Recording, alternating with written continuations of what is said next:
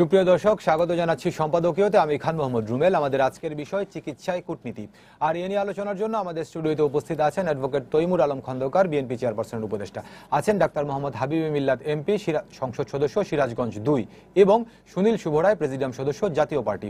দর্শক, আপনারাও টেলিফোনে সরাসরি অংশ নিতে পারবেন। এজন্য টেলিভিশনের পর্দায় দেওয়া নম্বরে ফোন করতে হবে। এছাড়া ফেসবুক অথবা SMS এর মাধ্যমে আপনাদের মন্তব্য পাঠাতে পারেন। আলোচনা শুরুর আগে দেখে নেব এখনকার প্রধান শিরোনামগুলো।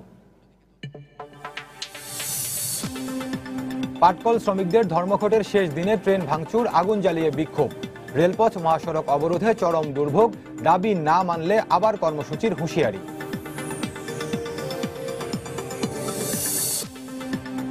সার্বভৌমত্বের উপর আক্রমণ এলে প্রতিহত করতে হবে, প্রতিরক্ষা মন্ত্রণালয় পরিদর্শন করে প্রধানমন্ত্রী বললেন, বাংলাদেশ যুদ্ধ নয়, শান্তি চায়।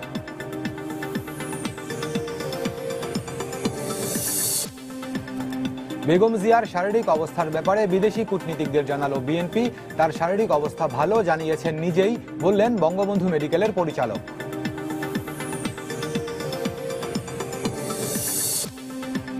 তেরো দিনের মাথায় আবারও চেয়ারম্যান পদে ভাই জিএম কাদেরকে ফিরিয়ে আনলেন 90 বছর বয়সী হুসেইন মোহাম্মদ এরশাদ। জাতীয় পার্টির সংবাদ বিজ্ঞপ্তি।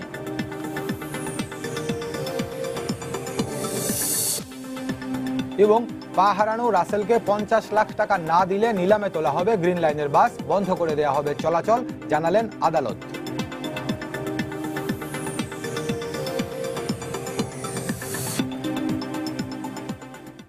দর্শক, শিরোনাম দেখছিলেন, মূল আলোচনায় যেতে চাই। এর মধ্যে জেনেছেন আজকে আমাদের আলোচনার শিরোনাম চিকিৎসায় কূটনীতি। আপনারা জানেন যে আজকে বাংলাদেশে নিযুক্ত বিভিন্ন দেশের রাষ্ট্রদূত এবং হাই কমিশনারদের সঙ্গে বিএনপি স্থায়ী কমিটির নেতারা বৈঠক করেছেন, এবং বৈঠক শেষে বিএনপি স্থায়ী কমিটির সদস্য গয়েশ্বরচন্দ্র রায় যেটি জানিয়েছেন গণমাধ্যমকে, সেটি হচ্ছে যে বেগম জিয়ার চিকিৎসার ব্যাপারে বিদেশি কূটনীতিকদেরকে তারা অবহিত করেছেন, বেগম জিয়ার মুক্তির বিষয়ে তারা আলোচনা করেছেন। এই বিষয়গুলো তিনি আমাদেরকে জানিয়েছেন।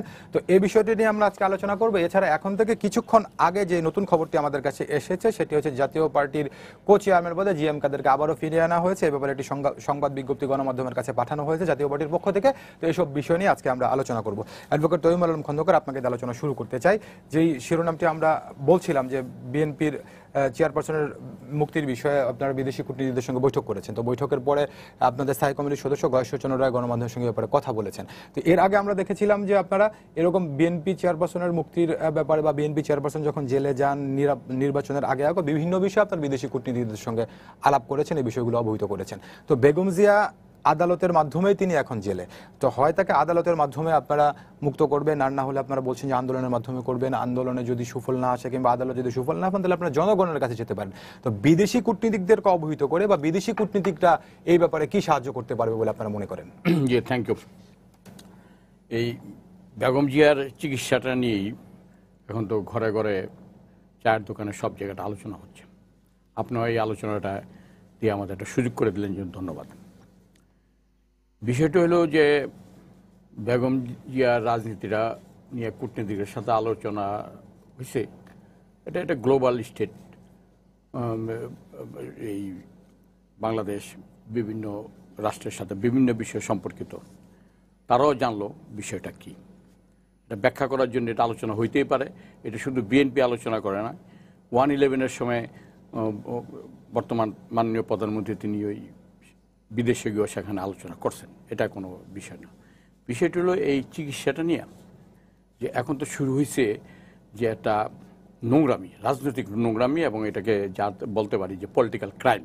যারা পলিটিক্যাল দার্শনিক তাদের মত রেফারেন্স দিয়ে যদি কথা বলি, যেমন ধরেন এই যে দেশে আগুন লাগতেছে, প্রতিদিনই আগুন লাগতেছে, এটা কি প্রাকৃতিক কোনো গজব, না কোনো সাবোটেজ, না সরকারের ব্যর্থতা বা অন্য কিছু? সেটা যেটাই হোক, আগুনটা তো এটা আমাদের সবার জন্য বিপদ। খোদা না করুক যেখানে আগুন লাগে সেখানে তো মানুষ, আগুন তো আর বিএনপি আওয়ামী লীগ চিনবে না, জাতীয় পার্টি চিনবে না, আগুন সবার জন্যই ক্ষতিকর। সে অবস্থায় দেখেন একটা শিশু বাচ্চাকে দিয়ে প্রথম তাকে 5,000 টাকা, $5,000 একটা পুরস্কার ঘোষণা করা হলো, এবং তাকে দিয়ে মিডিয়াতে বলানো হলো যে খালদা যে আমি এই টাকা নিব না, এতিমখানায় দিব। এতিমখানায় কেন দিবা? যেহেতু খালদা যায় টাকাটা, এতিমের টাকা চুরি করছে। এটা বলানো হচ্ছে, এটা কি কোনো রাজনৈতিক দল বলেছে তাকে? এটা তো একটা অনুষ্ঠানে বলানো হয়েছে। অনুষ্ঠানে, সেখানে আপনার রাজনৈতিক কথাটা বলি, এটাও তো আইসিটি একটা পড়ে। তারপরে পরক্ষণেই বলা হলো যে আবার আরেকজনের সাক্ষাৎকার নিল যে আমি এটা বলি নাই, আমাকে বলানো হয়েছে। এখন দেশে যে এই বিষয়টা কালচারটা চলতেছে, এই কালচারটা বন্ধ করার জন্য সরকারের কিন্তু একটা দায়িত্ব আছে। দেশনেত্রী খালেদা জিয়া বিরোধী দলের নেত্রী বা এক সময় প্রধানমন্ত্রী ছিলেন, বা এখন তিনি আমরা যেটা বলি তিনি রাজনৈতিক প্রতিহিংসার শিকার, কিন্তু তাকে তো ব্যক্তিগতভাবে হেয় প্রতিপন্ন করার কোনো সুযোগ সরকার কাউকে করে দেবে এটা তো দেশবাসী মেনে নিতে পারে না একটা স্বাধীন দেশ। আইসিতে একটা মামলা, তাহলে আপনারা যদি মনে করেন বিএনপির পক্ষ থেকে মামলা করা যায় না? কথাটা শেষ করতে দেন। তারপরে বিষয়টি হলো যে বঙ্গবন্ধু হাসপাতালে তার চিকিৎসা হচ্ছে, তিনি বলছেন যে আমি তার চয়েস হলো অ্যাপোলো বা ইউনাইটেড হাসপাতাল, যেটা থেকে তিনি আগে পরে চিকিৎসা নিচ্ছেন। মানে একজন স্বনামধন্য ডাক্তার সাহেব আছেন। একজন রোগীর কিন্তু এটা বেসিক রাইট, তার চাহিদা অনুযায়ী তার চিকিৎসা পাওয়া, চাহিদা অনুযায়ী তার সেবাটা সে গ্রহণ করা। এখানে বলবেন সরকারি পক্ষ থেকে বলা হবে যে বঙ্গবন্ধু মেডিকেল কলেজে সাফিসিয়েন্ট, যদি হয় তা আমরা তো এও দেখছি যে পাশাপাশি সরকারি দলের লোককে সিঙ্গাপুরে নেওয়া হয়েছে উন্নত চিকিৎসার জন্য। আল্লাহ তাকে ভালো করুক, তার জন্য আমি দোয়া করি, একসাথে তার সাথে আমি জেল খাটছি। কিন্তু কথাটা হলো যে সুযোগটা তো সবার জন্য সমান হইতে হবে, রাষ্ট্রীয় সুযোগ, রাষ্ট্রীয় খরচের ব্যাপার, রাষ্ট্রীয় ট্রাস্ট থেকে এটা করা হবে। আরেকটা বিষয় দেখেন যে এখন তো এই সব জায়গায় রাজনীতি, এই ডাক্তার সাহেবরা কিন্তু রাজনীতির ঊর্ধ্বে না, তাদের অ্যাপয়েন্টমেন্ট আগে তো, এখন তো ওসি, ইউনিভার্সিটির ভাইস চ্যান্সেলর, ইউনিভার্সিটির প্রফেসর এবং সব অ্যাপয়েন্টমেন্ট কিন্তু এখন পলিটিক্যাল অ্যাপয়েন্টমেন্ট হয়। এবং সরকারি হাসপাতালে যা দেখবেন ঢাকাতে সব পলিটিক্যাল অ্যাপয়েন্টমেন্ট, এবং যারা ওই ইয়ের মধ্যে তো থাকে, ডাক্তারদের মধ্যেও তো যে সংগঠন থাকে, সেই সংগঠনের যারা সরকারি দলে তারাই কিন্তু এখন পিজি হাসপাতালের নেতৃত্বে আছে, এটা আমরা মোটামুটি জানি।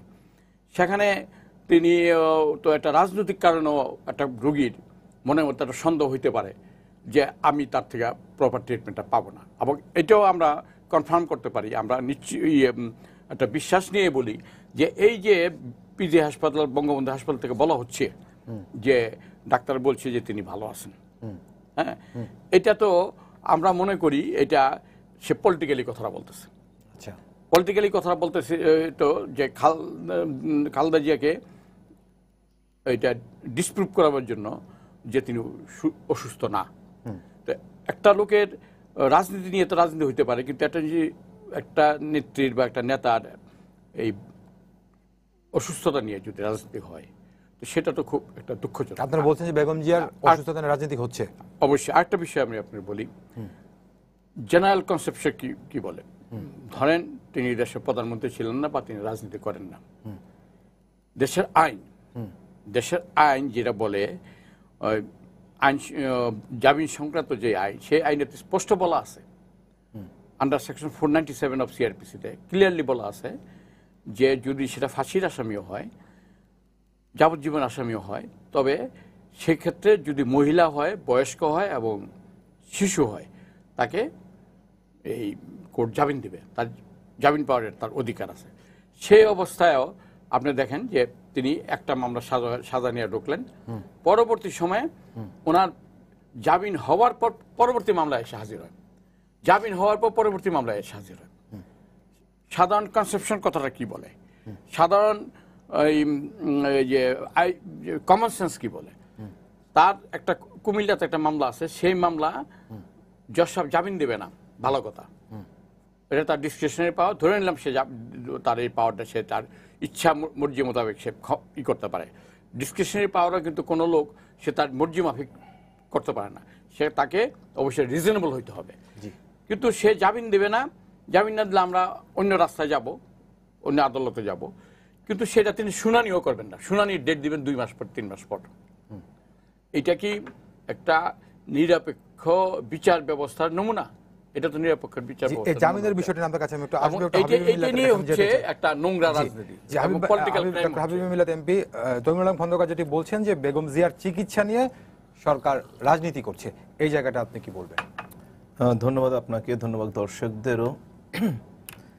তমিন আলম ভাই একজন শ্রদ্ধেয় ব্যক্তিত্ব আসলে নারায়ণগঞ্জে সত্যিকার অর্থে যদি বিএনপি রাজনীতি বুঝি আমি তমিন আলম ভাইকেই বুঝি এবং সবসময় তাকে শ্রদ্ধা করি, যদিও উনি দল থেকে তেমন মূল্যায়িত হন নাই অনেকবারই এবং অনেকবার তাকে নির্বাচনের আগে থেকে সরে যেতে হয়েছে। যাই হোক, তারপরে তিনি দলের একনিষ্ঠ নেতা, এই জন্যই তাকে আমরা সম্মান করি।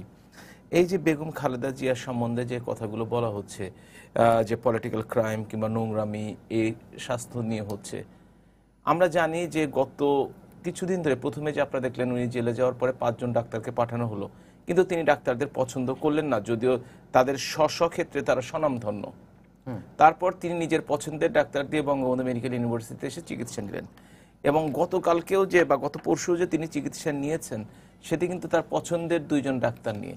এবং ডাক্তারি পরীক্ষার ফলাফলও আমরা সংবাদপত্রে দেখেছি যে তিনি আর্থ্রাইটিসের পুরনো প্রবলেম, সেটা অনেক বছর হলেই আছে, ডায়াবেটিস আছে, বয়স 73-74 বছর বয়স, স্বাভাবিকভাবেই এই রোগগুলো, বার্ধক্যজনিত রোগগুলো তার থাকবে, এটাই স্বাভাবিক।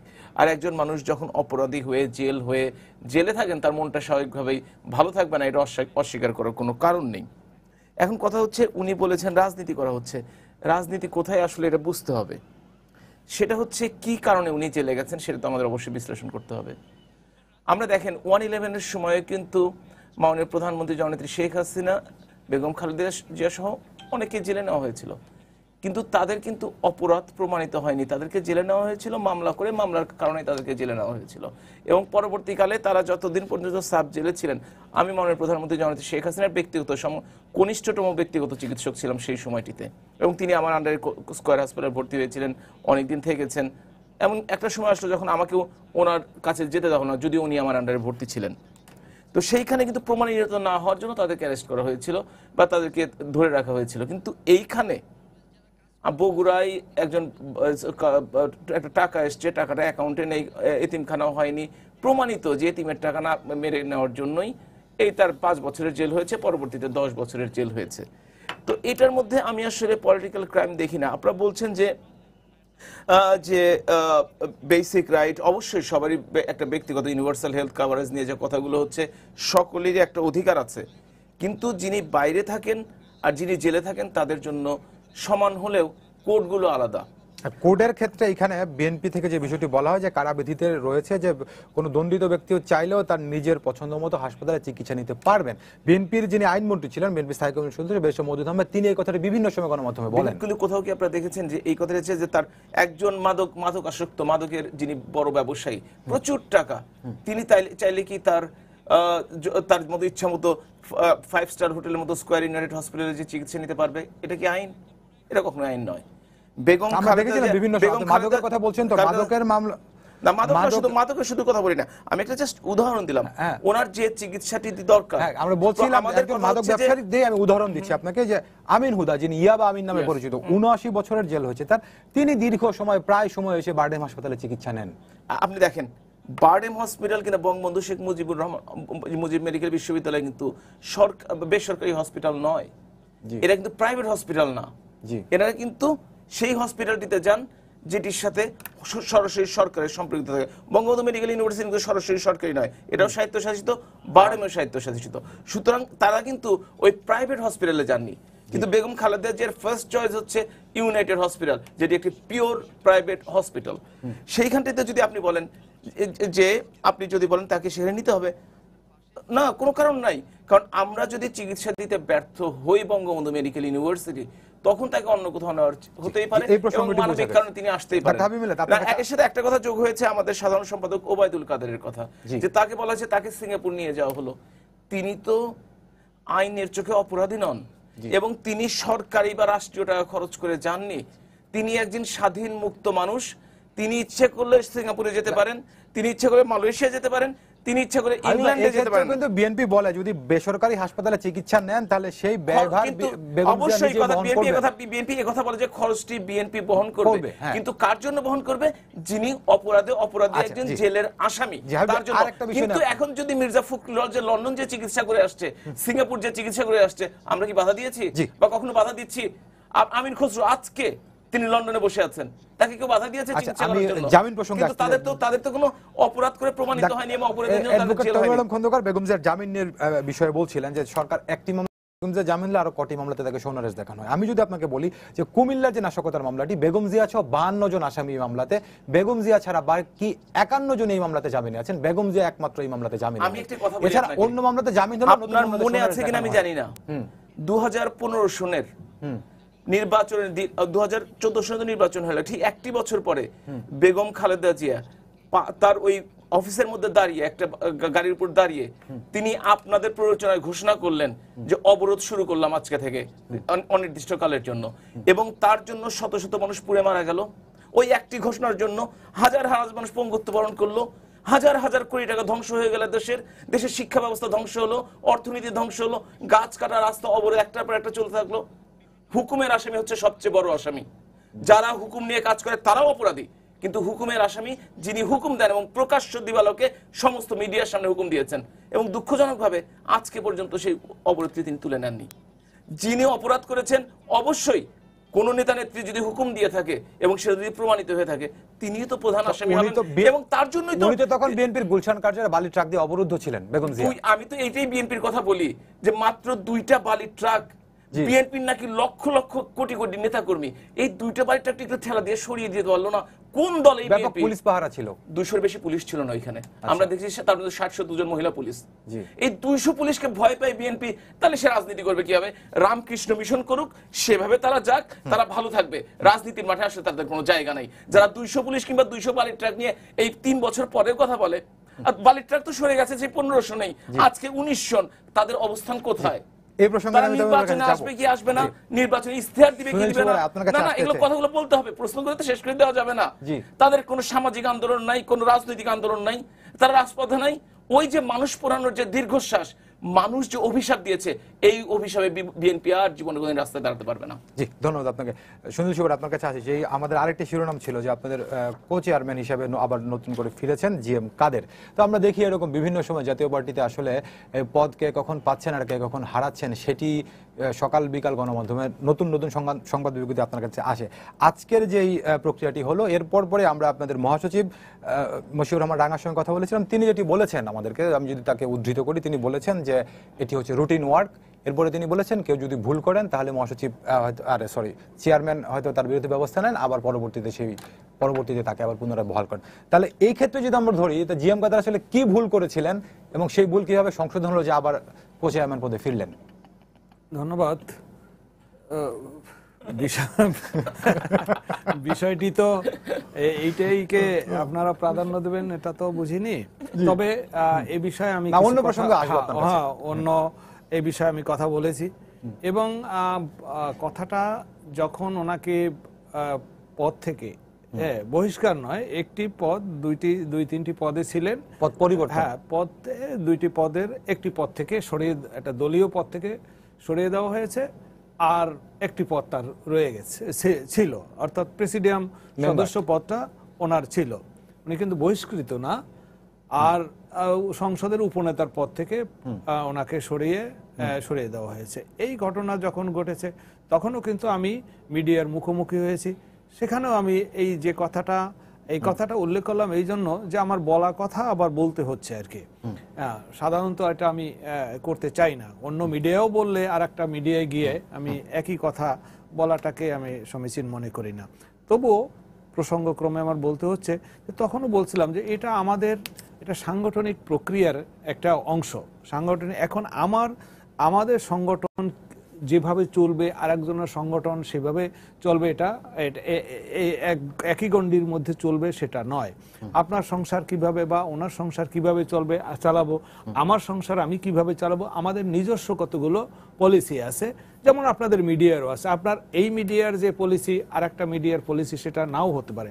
সেই জন্য আমার সাংগঠনিক প্রক্রিয়া আমার কেমন হবে সেটা আপনার পছন্দ না হতে পারে, কিন্তু এটি আমাদের সাংগঠনিক প্রক্রিয়ার মধ্যে পড়ে, যেটা কখনো যদি আমাদের পার্টিতে চেয়ারম্যানই সর্বেসর্বা, আমাদের গঠনতন্ত্র চেয়ারম্যানকে সেই ক্ষমতা দিয়ে রেখেছে, আমাদের কাউন্সিল চেয়ারম্যানকে সেই ক্ষমতা দিয়ে রেখেছেন। এখন উনি মনে করেছেন যে এই এতটা দিন চলে গেছে, ওনার বক্তব্যের মধ্যে যেটুকু আছে আমি কিন্তু সেইটুকুই বলতে পারবো, তার বাইরে আমি ব্যাখ্যা দিতে পারবো না, যেহেতু দুজনেই মানে একজন চেয়ারম্যান আমার পার্টির সর্বেসর্বা, আর একজন কো চেয়ারম্যান উনি পরবর্তীতে তৃতীয় অবস্থানে ওনার অবস্থান, আমি তার অনেক নিচে। সুতরাং আমার ঊর্ধ্বের বিষয়গুলো, আমার উপরে যারা আছেন তাদের নিয়ে আমি কোনো মন্তব্য করতে পারবো না। যে ঘটনাগুলো ঘটেছে, যা বলা হয়েছে সেটুকু শুধু বলতে পারবো। সেখানে যখন ওই পদ থেকে সরিয়ে দেওয়া হয়েছে, সেখানে বলা হয়েছিল যে এই পার্টির করতে মানে সাংগঠনিক কার্যক্রমে তার কিছু ব্যর্থতা আছে। আবার একটা কথা ছিল যে দলের মধ্যে একটা বিভেদ আছে, এই বিভেদ সৃষ্টি করেছেন। সেই অজুহাতটা, সেই কারণে ওনাকে ওই পদ থেকে অব্যাহতি দিয়েছিলেন। এটা ছিল পূর্বের কথা, এগুলো আমার তৈরি করা কথা না, আমার মন্তব্য নয়, এটা পার্টির চেয়ারম্যান যা বলেছিলেন আমি সেই কথাটাই শুধু আপনাকে উদ্ধৃত করলাম।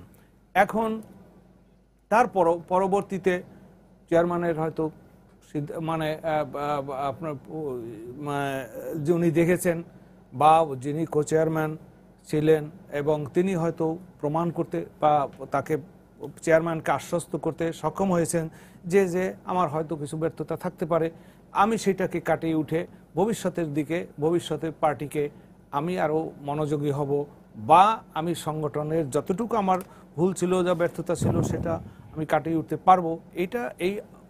এইটা যখন চেয়ারম্যানকে নিশ্চিত করতে পারছেন, চেয়ারম্যান হয়তো তার কথাটা বিবেচনা করেছেন। এছাড়া ওনাকে তো আগেও একবার বহিষ্কারও করা হয়েছিল, হ্যাঁ বহিষ্কার করা হয়েছিল, আবার ওনাকে ফিরিয়ে নেওয়া হয়েছে। এরকম ঘটনা আরও আছে যে বহিষ্কার করেছেন, আবার তাকে ফিরিয়ে নিয়েছেন। এটা আমাদের সাংগঠনিক প্রক্রিয়ারই একটা অংশ।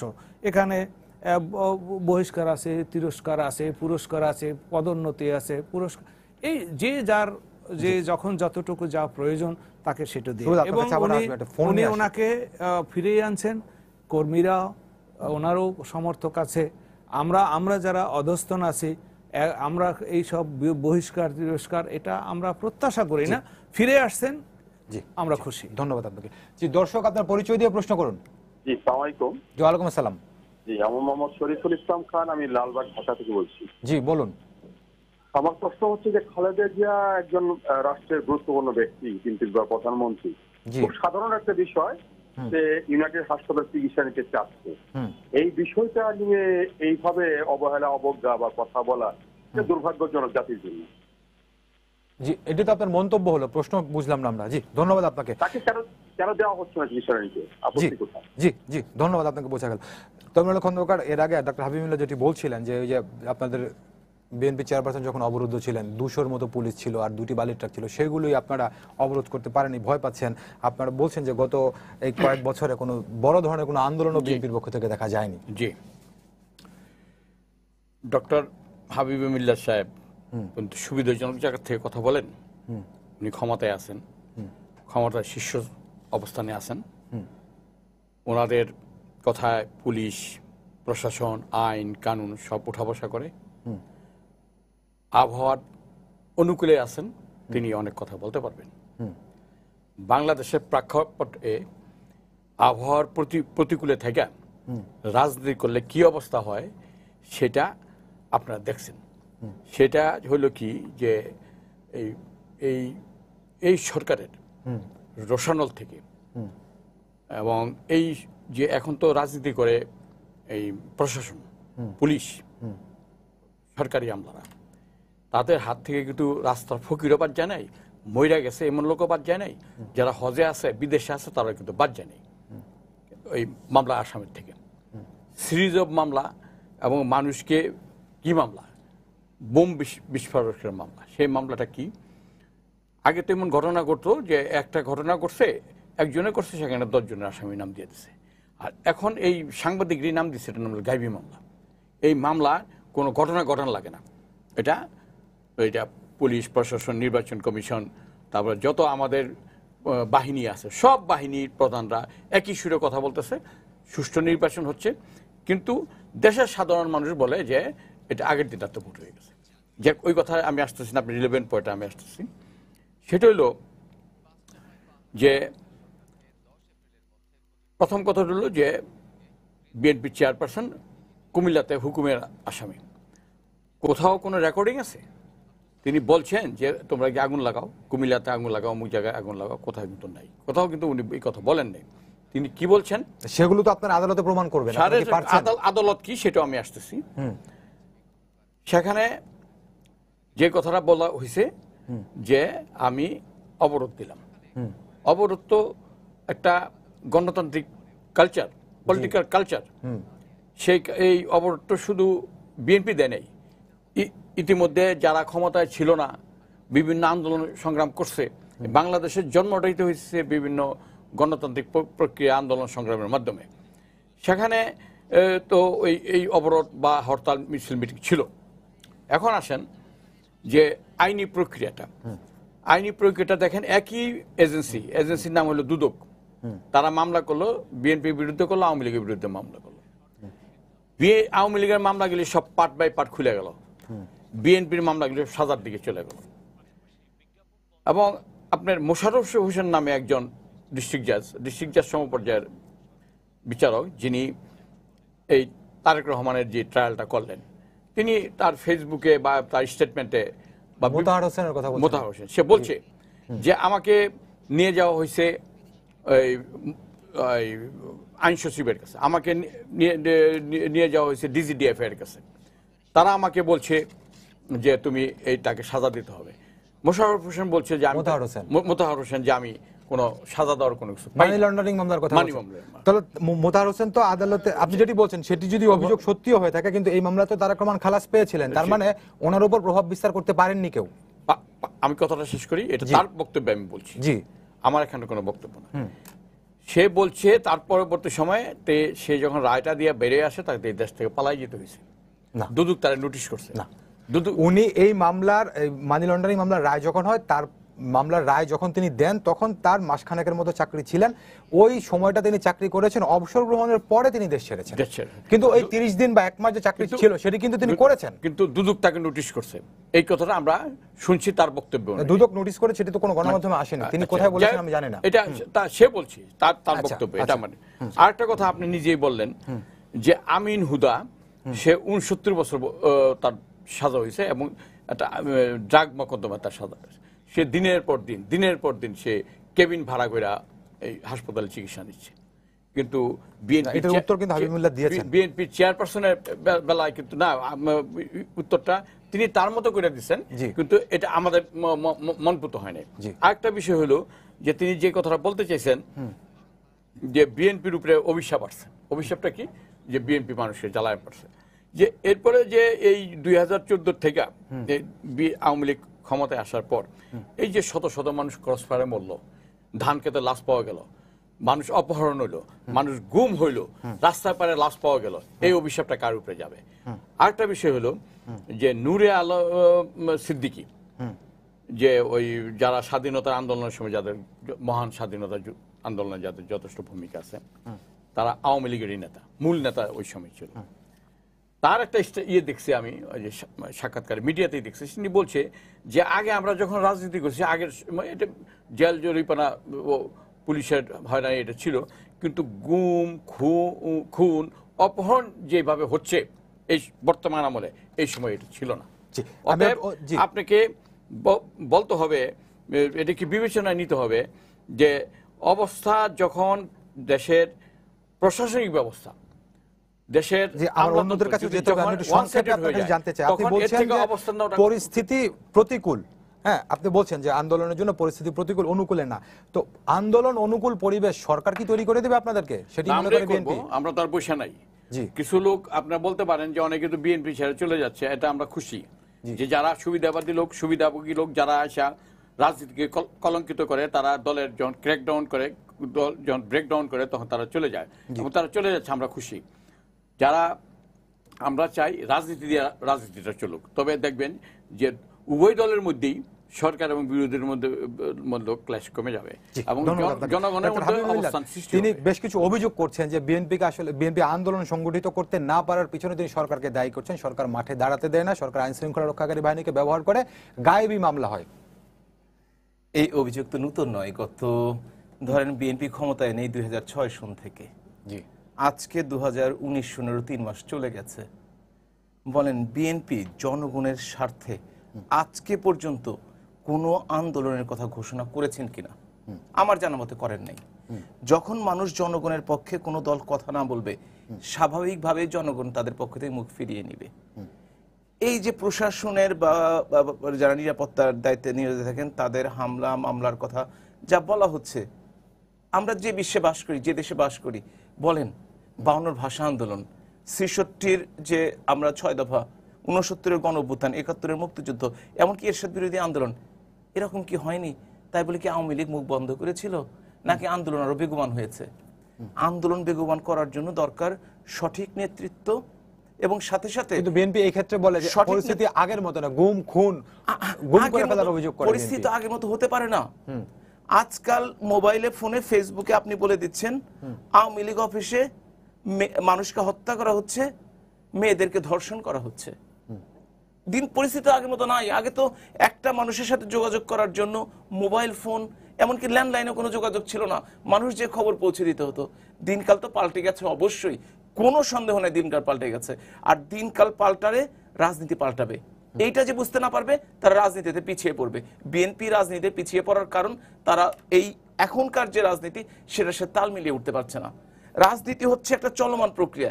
এই চলমান প্রক্রিয়ায় যে জনগণের মনের ভাষা বুঝতে না পারবে তাকে পিছিয়ে যেতে হবে। হ্যাঁ, আমরা ব্লেম গেম খেলতেই পারি, কিন্তু ব্লেম করে লাভ কি? যে বিএনপি এক সময় মনে করতো নির্বাচনে গেলে জয়লাভ করবে, সেই বিএনপি নির্বাচনে যে 6 জন নির্বাচিত হয়। যে বিএনপি মনে করতো তারা মাঠে দাঁড়ালো 6 জন আনসার, 2 জন পুলিশ ভোট কেন্দ্রে আছে, আমরা সব দল বেঁধে যে তাদের ধাওয়া তারা পালিয়ে যাবে, অথচ ভোট কেন্দ্রে তাদের অনেক ক্যান্ডিডেটও ভোট দিতে যান নাই। বিএনপি বলে যাননি না, বিএনপি বলে যেতে পারেননি। এখানেই তো শক্তির ব্যাপার, সামর্থ্যের ব্যাপার, জনসমর্থনের ব্যাপার। আপনি দেখেন যে এলাকায়, তাহলে এই 6 জন লোক জিতলো কিভাবে? তাদের জনসমর্থন আছে, তাদের এলাকার লোক ভোট দিয়েছে। এই 6 জন জেতার ব্যাপারেও বিএনপি বলে যে তাদেরকে জেতানো হয়েছে। এটা বিএনপি তো বিভিন্ন কারণে বিভিন্ন কথা বলে, কিন্তু জনগণকে তো সেটা বিশ্বাস করতে হবে। আপনি ওনাকেই জিজ্ঞেস করেন ওনার মতো ত্যাগী নেতা কোথায় আছে। বিএনপি খুঁজলে কয়টা ওনার মতো ত্যাগী নেতা পাওয়া যাবে? নারায়ণগঞ্জের মেয়র ইলেকশন বলেন, উনি জিতে যেতেন। নারায়ণগঞ্জে এমপিতে বা নমিনেশন পেলে উনি জিতে যেতেন, কিন্তু ওনার মতো লোককে নমিনেশন দেওয়া হয় না। নমিনেশন দেওয়া হয় প্রার্থী সিলেকশনের প্রধান ভুলটি বিএনপি করেছে, সেটি হচ্ছে আমরা প্রমাণ পেয়েছি এবং আপনারাও জানেন, পত্রপত্রিকায় এসছে, তারা নমিনেশন বাণিজ্য করে একই পদে 4 জন 5 জন 6 জনকে মনোনয়ন দিয়েছে। বিএনপির নেতৃবৃন্দ পর্যন্ত জানে না যে কোন লোকটি আসলে কোন কেন্দ্র থেকে দাঁড়িয়েছে। এবং সাথে সাথে আপনারা দেখেন তারা বসেছিল 24 তারিখে আর্মি নামলে 30 তারিখে তারা নির্বাচন করবে। আর আওয়ামী লীগের প্রস্তুতি হচ্ছে 5 বছর ধরে চলছিল। প্রস্তুতির একটা ব্যাপারে তাদের তেমন কোনো ম্যানিফেস্টো নাই নির্বাচনে যে জনগণের পক্ষে কথা বলবে। এবং তারা যে নেতা নির্বাচন করেছিল, তারা আসলে যে নেতা নির্বাচন করেছিল সেই নেতা কিন্তু অন্য দল থেকে ভাড়া করে আনা। এখন দেখেন তাদের নির্বাচন যে ভুল ছিল তাদের দলে কিন্তু বলছে। এখন আপনি 5টা 10টা ভুল করবেন একটা নির্বাচনের আগে, আর দোষারোপ করবেন সরকারি দলে, তা তো হয় না। আপনি বলেন তাদের যে 300 এমপিকে তারা নমিনেশন দিয়েছিল তাদেরকে একসাথে বসাতে পেরেছে আজ পর্যন্ত? কিংবা 300 এমপি নিয়ে তারা যে নির্বাচন কমিশন ঘেরাও করার কথা ছিল তারা সফলতা অর্জন করেছে? আমি বিশ্বাস করি তারা নির্বাচন কমিশন পর্যন্ত যেতে পারতো না, পুলিশ তাদের বাধা দিত। কিন্তু তারা চেষ্টা করেছে কিনা? করে নাই। তো তাদের দিয়ে আপনি কিভাবে আশা করতে পারেন যে তারা সমস্ত কিছুতে জয়লাভ করবে, তারা কিভাবে চলে আসবে? আপনি চিন্তা করেন, উনি ওই মোতাহার হোসেন সাহেবের কথা বললেন, কিন্তু আজকাল সবাইকেই দেখা যাচ্ছে যে যারা রিটায়ার করে যাচ্ছেন, দেশের অর্থনৈতিক অবস্থা ভালো, পার ক্যাপিটা ইনকাম বেড়েছে, জিডিপি গ্রোথ হচ্ছে, সবাই দেশের বাইরে যে কিছু ঘুরে টুরে আসছেন। আর একজন দেশের বাইরে চলে গেলে যে সরকারের ভয়ে গেল, এমন কিন্তু কথা কোথাও লেখা নেই। আসলে সত্যি কথা, আমার উত্তর ওনার মনোপুত না হতে পারে, সত্য কথা সবার মনোপুত হবে তা তো না। আমি BIRDEM hospital, Bangabandhu medical university সম্বন্ধে বলেছি, উনি বলেছেন মনোপুত হয় নাই। আমি বলি না মনোপুত হওয়ার দরকার আছে, মনোপুত হতে তো আমরা একই দল করতাম, কিন্তু আমরা যেহেতু অন্য দল করি মনোপুত হওয়ার আসলে প্রশ্ন নাই। কিন্তু জনগণ কি মনে করে সেইটি হচ্ছে আমাদের আসল কথা। আপনি চিন্তা করে দেখেন যে উনি বলেছেন আওয়ামী লীগের মামলাগুলো উঠে গেছে, বিএনপির মামলাগুলো ওঠে নাই। মাননীয় প্রধানমন্ত্রী জননেত্রী শেখ হাসিনার যতগুলো মামলা ছিল সবগুলো মামলা কোর্টের মাধ্যমে ফয়সালা হয়েছে। এখন চিন্তা করে দেখেন, একজনকে যদি বেগম খালেদা জিয়ার কথাই বলি, আপনি 200-র বেশি সাক্ষী নেওয়া হয়েছে যে এতিমের টাকা চুরি করার ব্যাপার। 18টি বছর 91 সনে টাকাটি 2001 সনে টাকা আসছে, মামলা হয়েছে 8 সনে, রায় হয়েছে 18 সনে। 10 বছর চলেছে এবং 144 দিন তিনি আদালতে যাননি। উনি যদি ওই 144 দিন যেতেন কিছু গ্যাপ না দিয়ে, তাহলে তো মামলার ফয়সালা হয়ে যেত 2 বছরের মধ্যে। তো যে 54 দিন 154 দিন আদালতে যাননি সেটি তো আইনি ভাবে তিনি সুযোগটা পেয়েছেন, পেয়েছেন, তো সেই হ্যাঁ, সুযোগ পেলে তিনি সুযোগটা নেবেন না কেন? নিয়েছেন, কিন্তু ওই যে সেই জন্য মামলা শেষ হয়নি। মামলা আরো আগে শেষ হয়ে যেত যদি আমাদের দলের লোকের মতো মামলায় প্রতিদিন হাজিরা দিতেন এবং মামলাটি শেষ হয়ে যেত। সুতরাং আপনাদের চিন্তা করে দেখতে হবে যে কিভাবে এগুলো করা সম্ভব আসলে। কারণ দল করতে গেলে শুধু দলকানা হলে তো চলবে না, জনগণের কথা চিন্তা করতে হবে। আজ হোক কাল হোক যারা জনপ্রতিনিধি, তারা দলের সাথে সম্পৃক্ত আছেন, জনগণের কাছে তাদেরকে অবশ্যই জবাবদিহিতা করতেই হবে, এটাই গণতন্ত্র। জি, ধন্যবাদ। সুনীল সুপার, আপনার কাছে আবার আছে, এই সংসদে আপনারা প্রধান বিরোধী দল, তারপরে দেখে যাচ্ছিল পাল্টাপাল্টি কথা তো আওয়ামী লীগ বিএনপি হচ্ছে, তো আপনারা বিরোধী দল হিসেবে আপনার কাছে একটা জিনিস আমি জানতে চাই, সেটা হচ্ছে যে ঐক্যফ্রন্ট থেকে যে 8 জন নির্বাচিত হয়েছিলেন তাদের মধ্যে 2 জন কিন্তু এখন পর্যন্ত শপথ নিয়েছেন। মোকাব্বির খান সবশেষ নিলেন, আর এর আগে তো সুলতান মোহাম্মদ মনসুর তিনি শপথ নিয়েছেন। বিএনপি থেকে যে 6 জন নির্বাচিত হয়েছিলেন, আপনার কি মনে হবে, আপনার পর্যবেক্ষণ কি বলে, তারা কি আসলে শপথ নিতে পারেন বা নেবেন? দেখুন, এটা তো একটি দলের সিদ্ধান্তের যেহেতু আপনি বিষয়। বিরোধী দল, তারাও হ্যাঁ, বিরোধী। আমরা তো চাই যে বিরোধী দলের যারা সদস্য আছেন তারা সংসদে আসুক, তারা যদি যুক্ত হয় তাহলে আমাদের বিরোধী দলের সংখ্যা যত বাড়বে তত আমাদের নিজেদের শক্তিশালী মনে হবে। আমরা তো চাইবো যে বিরোধী দল থেকে যারা আছেন সবাই সংসদে আসুক, যেমন 2 জন বেড়েছে তারাও, আর বাকি যে কয়জন আছেন তারাও যদি সংসদে আসেন তাহলে আমাদের অবস্থানটা আরো সুদৃঢ় হবে, এটাই আমরা মনে করি। তবে আসবেন কি আসবেন না সেটা তাদের দলীয় সিদ্ধান্তের ব্যাপার, তারা সিদ্ধান্ত সেভাবে নিতেই পারে। বা আরেকটা প্রসঙ্গ আসতেছে, আপনার সংসদের প্রধান বিরোধী দল হিসেবে এই যে বেগম জিয়ার চিকিৎসা নিয়ে যেটি আমরা এখন কথা বলছি, এটি নিয়ে যে আওয়ামী লীগের এবং বিএনপির যে অভিযোগ, পাল্টা অভিযোগ, সেটিকে আপনি কিভাবে দেখেন? হ্যাঁ, অভিযোগ পাল্টা অভিযোগ তো আমার আজকে আমরা যেখানে যে 3 জন আলোচক বসেছি তাদের মধ্যে বিজ্ঞ আলোচক 2 জন আলোচনা করছেন। একজন স্বনামধন্য আইনজীবী, আর একজন আমাদের একজন স্বনামধন্য চিকিৎসক। সুতরাং বিষয়টি তাদের মধ্যে আলোচনাটাই আমি উপভোগ করছিলাম। তবে আমাদেরও তো এরকম তিক্ত অভিজ্ঞতা আছে। আমার নেতা পল্লীবন্ধু হোসেন মোহাম্মদ এরশাদ এভাবে জেলে ছিলেন, তিনিও একেবারে দুরারোগ্য অসুস্থতার মধ্যেই উনি পড়েছিলেন। ওনার বিলোরবিন জন্ডিস, না 18 নয়, 18 তো হলে ইয়েতে ছিল, 29-এ চলে গেছিল, যেটা অলৌকিক ব্যাপার যে এই অবস্থান থেকে উনি ফিরে আসতে পারবেন। সেখানেও কিন্তু বেগম জিয়া, তো আমরা চাই না যে একজন প্রধানমন্ত্রী, যিনি একজন রাষ্ট্রপতি, তাদের এরকম জেলে থাকতে হবে, এটা আমাদের প্রত্যাশা নয়। তবুও দেখেন বেগম জিয়া অন্তত বঙ্গবন্ধু মেডিকেল কলেজ বিশ্ববিদ্যালয় হসপিটালে আসার সুযোগ পেয়েছেন। আমাদের ভাগ্যে কিন্তু তা জোটেনি। আমরা ওই জেলখানার মধ্যে যে হসপিটাল আছে সেখানেই আমাদের চিকিৎসা নিতে হয়েছে, এবং আমার নেতাকে সেখান থেকে কোনো মতে কীভাবে বেঁচে আছেন। এমনকি আমি তখন রিপোর্টার হিসেবে কাজ করি, একটা পত্রিকার রিপোর্টার ছিলাম। আমি পথে ঘাটে ঘুরছি আর শুনেছি যে এরশাদ সাহেব মারা গেছেন, অনেকে ইন্নালিল্লাহ বলেছেন। আমার সামনে মনটা ব্যথিত হয়েছে। এই অবস্থাটা কিন্তু আমরা দেখে আসছি, কিন্তু এইটার যে তিক্ত অভিজ্ঞতা, যে নিদারুণ এবং যে নির্মম অভিজ্ঞতা, এটা আমরা তো ভোগ করে আসছি। সেই জন্য আমরা অবশ্যই প্রত্যাশা করি যে সবাই সুচিকিৎসা পাক, সবাই সুস্থ জীবনযাপন করুক, এটাই আমার প্রত্যাশা। এর আগে আমরা দেখেছিলাম যে বেগম জিয়ার যে বঙ্গবন্ধু শেখ মুজিব মেডিকেল বিশ্ববিদ্যালয় হাসপাতালে চিকিৎসা হচ্ছে, সেটি কিন্তু আপনারা হাইকোর্টে গিয়েছেন, আদালতের নির্দেশে একটি মেডিকেল বোর্ড হয়েছিল, সেই ভাবেই তিনি চিকিৎসাটি পাচ্ছেন। এখন যেহেতু আপনি বঙ্গবন্ধু মেডিকেল ছাড়া অন্য কোনো বিশেষায়িত হাসপাতালে আপনার চিকিৎসা চাচ্ছেন, সেটার জন্য তো আপনারা হাইকোর্টে যেতে পারেন, আদালতে যেতে পারেন, তা না যে আপনারা যে বিদেশি কূটনীতিকদেরকে অবহিত করছেন, গণমাধ্যমে বলছেন, এটি কেন? সমস্যাটা কি ভাই?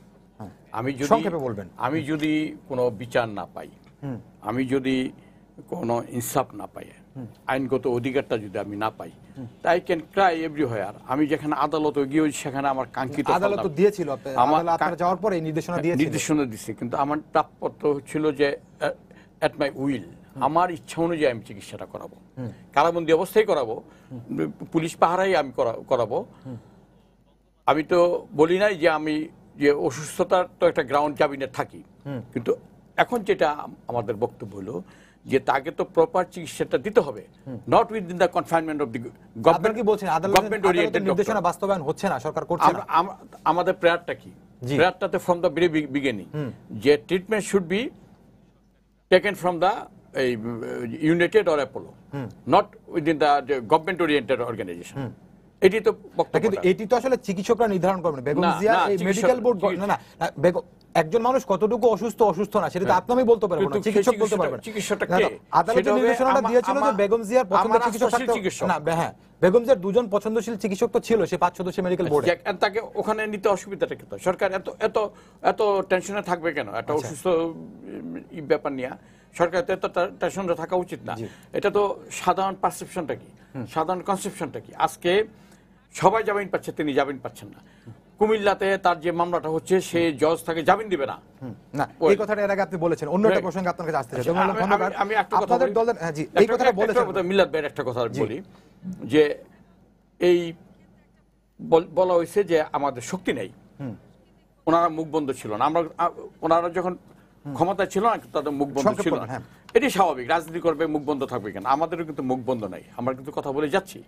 কিন্তু শক্তি প্রয়োগের ব্যাপার তিনি যদি মনে করেন যে লাঠিবাজি করতে হবে, স্বাধীনতা আন্দোলনের মধ্যে বন্দুক নিয়ে নামতে হবে, এবং তেনারা যেটা আমাদের আগুন সন্ত্রাস বলেন এটা ওনাদের ভাষায়, সেই অনুযায়ী তাদের উপরে আগুন সন্ত্রাস করতে হবে, সেটা হইলে যদি এটা ওনারা মনে করেন তো সেই হিসাবে আমরা তো ব্যাকফুটেজে আসি। কিন্তু আন্দোলন সংগ্রামে আমাদের বক্তব্য এবং আমাদের নীতিতে আমাদের কথাতে কিন্তু আমরা অন্য একটা প্রসঙ্গ আসছে। আপনাদের দলের মহাসচিব মির্জা ফখরুল ইসলাম আলমগীর তিনি বলেছেন যে গণমাধ্যমগুলো বিএনপির খবরাখবর যথেষ্ট কভারেজ দেয় না, ইলেকট্রনিক মিডিয়া, প্রিন্ট মিডিয়া, এই কথাটা মির্জা ফখরুল ইসলাম আলমগীর বলেছেন। কিন্তু আমরা দেখি আপনাদের দলের সিনিয়র যুগ্ম মহাসচিব রুহুল কবির রিজভী তিনি পল্টন অফিসে বসে যখনই যে কোনো ধরনের বক্তৃতা বিবৃতি, যে কোনো ধরনের সংবাদ সম্মেলন করেন, সঙ্গে সঙ্গে গণমাধ্যম হাজির হয়ে সেটি ফলাও করে প্রচার করে, সকল গণমাধ্যম, ইলেকট্রনিক, প্রিন্ট। এই জায়গাটা, এই অভিযোগটা আপনারা কেন করছেন? এখন তো আমার ভাই সুনীল রায়ের কথায় চলে যেতে হয় জি, যে তিনি দলের মহাসচিব, তাকে সাপোর্ট করে বক্তব্য রাখাটাই আমার এখানে দরকার। তবে আমি মনে করি মিডিয়া বিএনপিকে কাভারেজ যতটুকু দেয় আরো দেওয়া দরকার, আরো দেওয়া দরকার। আরো দেওয়া দরকার। কিভাবে দেবে? আপনাদের কোনো কর্মসূচি আছে যেটি মিডিয়া কভার অনেক করেনি? কর্মসূচি আছে, আজকেও না যে কর্মসূচি হয়েছে, আগামীকালও হবে। এরকম জেলা জুড়ে তো সবগুলো পুলিশ বাড়ির চোটে গিয়ে শুধু তুলে দিবে করবে, একবার অ্যারেস্ট করে 3টা মামলার মধ্যে ঢুকাই দিবে, সেই পরিস্থিতি বিবেচনা করে তো আমাদের কাজ করতে হয়। 7 তারিখে ওই সুপ্রিম কোর্টে খালেদা জিয়া মুক্তি আইনজীবী আন্দোলনের পক্ষ থেকে অনশন আছে, সেখানেও আমরা আশা করি যে মিডিয়া দিবে, দেয় তো। জি ডক্টর হাবিব মিল্লাত, সেটা হচ্ছে তথ্যমন্ত্রী বলেছেন যে কোনো কোনো ক্ষেত্রে বিএনপি আওয়ামী লীগের থেকেও বেশি কাভারেজ পায়। আসলেই কি তাই? এটা কিন্তু বাংলাদেশের একটা নিয়ম। আমাদের যখনই কেউ বিরোধী দলে থাকে তাদের প্রতি একটা সিম্পাথি থাকে এবং লোকজন আসলে সত্যিকার অর্থে তাদের কথা চিন্তা করে তাদেরকে কাভারেজ দেয়। আমি তো প্রতিদিন, আপনি যে কথা বলেছেন রুহুল কবির রিজভী, সকাল বিকাল সন্ধ্যা রাতে তার একটাই কাজ, কিছু একটা সুন্দর করে একটা বিবৃতি দিয়ে দাও, এবং তিনি সাংবাদিক সম্মেলন করেন এবং আপনারাও খুশি মনে সেটি কভার করেন, এবং খুব ভিতরে কিছু থাকে কিনা জানি না, তবে কথাটা চমৎকার করে বলেন এটা আমি জানি। এবং আপনাদের মহাসচিব তিনি প্রতিদিনই কোথাও না কোথাও কিছু বলছেন, সেটাও কভার করে। সেই হিসেবে যদি তুলনা করেন তাহলে কিন্তু আওয়ামী লীগ ডিপ্রাইভড, যদিও 44টি টেলিভিশনের পারমিশন আওয়ামী লীগই দিয়েছে, তা আওয়ামী লীগের খবর অনেক কম, যে আমরা দাবি করবো আপনাদের কাছে যে আপনারা দয়া করে একটু বেশি করে দেন আওয়ামী লীগকে কাভারেজটা। আপনি একটা দেখেন যে বলেছেন যে এই যে পলিটিক্যাল মুভমেন্টে বিএনপি, উনি নারায়ণগঞ্জের উদাহরণ দিয়েছেন। আমার নির্বাচনী এলাকা সিরাজগঞ্জ, আমি সিরাজগঞ্জ আওয়ামী লীগের ভারপ্রাপ্ত সাধারণ সম্পাদক জেলা আওয়ামী লীগের।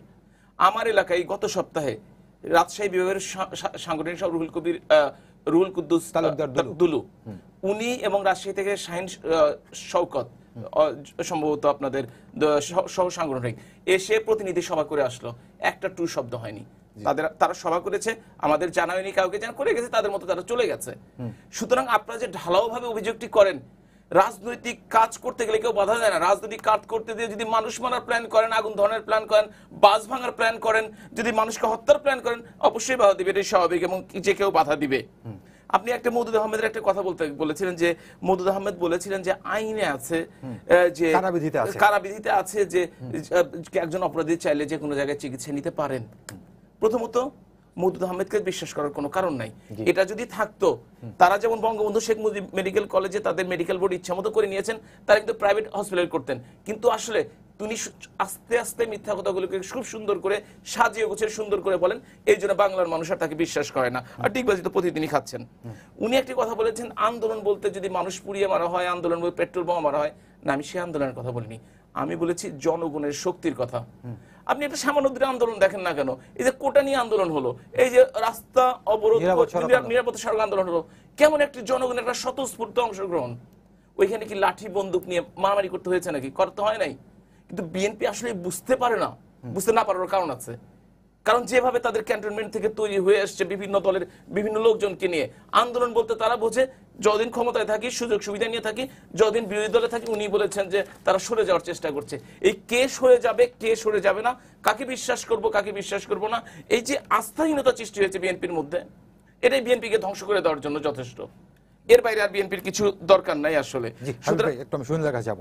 সুতরাং আমি বলতে চাই যে জনগণের শক্তি যার পক্ষে সেই টিকে থাকবে যতক্ষণ পর্যন্ত জনগণ সমর্থন দিবে। জি, সুনীল সুবর আপনার কাছে আসি, সেটি হচ্ছে যে আওয়ামী লীগ বিএনপির এই যে পাল্টাপাল্টি অভিযোগ, পাল্টা অভিযোগ, এর প্রেক্ষিতে আপনারা বিরোধী দল, কিন্তু পাবলিক কনসেপ্টে বিএনপিকে এখন বলা হচ্ছে মাঠের বিরোধী দল। তো এই জায়গাটাতে সত্যিকারের বিরোধী দল হিসেবে সংসদকে আপনারা কতটুকু প্রাণবন্ত করতে পারবেন বলে আশাবাদী? হ্যাঁ, অবশ্যই। আপনারা যে গত সংসদটাও যদি দেখেন, গত সংসদ যদি পর্যালোচনা করেন, যে বলতে পারেন যে হ্যাঁ আমাদের তখন 3 জন সদস্য মন্ত্রিসভায় ছিল, কিন্তু তারপরও আপনারা একটু পর্যালোচনা করে দেখেন যে ওই সংসদে এখনকারটা ভিন্ন প্রেক্ষাপট। সেই সময়ের কথাটাই আমি দিয়ে শুরু করি। সেই সময় এমন কোনো ইস্যু নেই যে ইস্যুতে মানে সরকারের সমালোচনা, সরকারের নীতি সমালোচনা করে আমাদের সংসদ সদস্যরা বক্তব্য রাখেননি। প্রত্যেকটা গণমুখী যেসব গণমুখী কাজের পক্ষে আমরা সবসময় ছিলাম, এখনো আছি, ভবিষ্যতেও থাকবো। আবার গণবিরোধী কাজের সমালোচনা আগেও করেছি, এখন তো আরো জোরালোভাবে করছি। এবার মাত্র একটি মানে এই যে একাদশ জাতীয় সংসদ শুরু হলো, একটি মাত্র সেশন হয়েছে। এই একটি সেশনটাও সেটা মানে মহামান্য রাষ্ট্রপতির বক্তব্যের উপরে ধন্যবাদ প্রস্তাবটাই বেশি সময় চলে গেছে। কিন্তু তার মধ্যেও আমাদের সংসদ সদস্যরা যারা বক্তব্য রেখেছেন, তারা কিন্তু মানে যেগুলো সরকারকে যেগুলো ভুল হচ্ছে বা যে পরামর্শ দেওয়া দরকার বিরোধী দলের পক্ষ থেকে, সেই রকম ভাবে পরামর্শ দিয়ে সেইভাবে কিন্তু বক্তব্য রেখেছে। দেখেন সামনের দিনগুলো অবশ্যই আমরা কার্যকরী বিরোধী দলের ভূমিকা আমরা পালন করতে পারবো। তবে যে কথাটা যে অতীতে যেরকম বিরোধী দল দেখেছেন, সেটা বিএনপিকেও যেভাবে বিরোধী দলকে দেখেছেন, আওয়ামী লীগকেও বিরোধী দল হিসেবে দেখেছেন, সেই রকম ভূমিকা হয়তো আমাদের দ্বারা হবে না।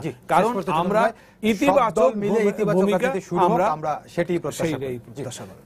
শুভ রায়, ডক্টর হাবিব মিল্লাত এমপি এবং অ্যাডভোকেট তরুণ আলম খন্দকার, আমি তিনজনকে অসংখ্য ধন্যবাদ। সবাইকে ধন্যবাদ জানিয়ে শেষ করছি আজকের সম্পাদকীয়। আগামীকাল আবারও দেখা হবে রাত 10টায়। দেখার আমন্ত্রণ রইল। শুভরাত্রি।